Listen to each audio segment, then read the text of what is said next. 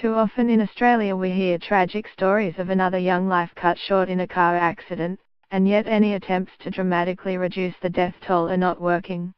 Young male drivers are our hardest hit, with male drivers aged 17 to 24 making up just 12.7% of all licence holders in Queensland but accounting for 20.3% of driver fatalities. Across Australia, around 45% of all deaths of young people can be attributed to a road accident, with the 17-year-old P-plate driver 4 times more likely be involved in a fatal road accident than a 26-year-old driver. There has been some reduction in the number of fatal accidents involving young people over the years, but the focus is mostly placed on young drivers with calls for more driver training and education. Clearly this is not enough. We need to do something else to reduce the death and injury toll. The Australian experience is not unique.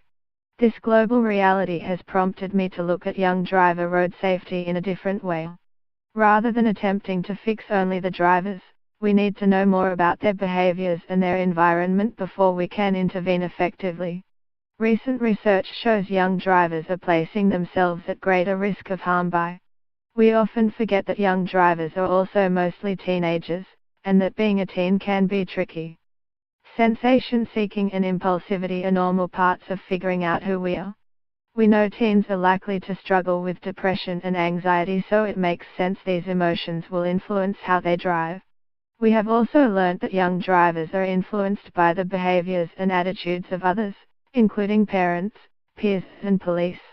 What may not be well known is that these important groups start to influence young driver behaviour long before the teen gets behind the wheel of a car, and their influence lasts long through independent driving.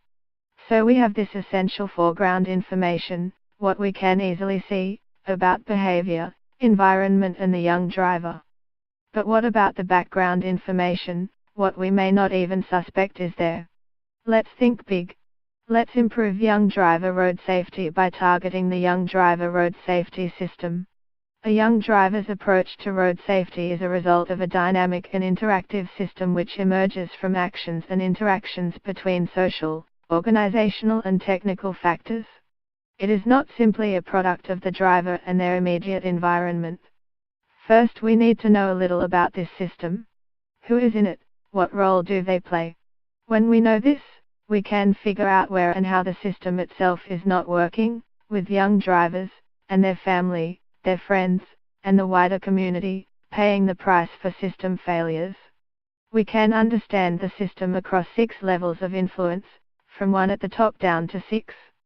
As we can see from the examples, at each level there are actors, who can be individuals, groups, departments or other stakeholders, who are important in young driver road safety. They fit somewhere within the system according to the role they play in this larger system.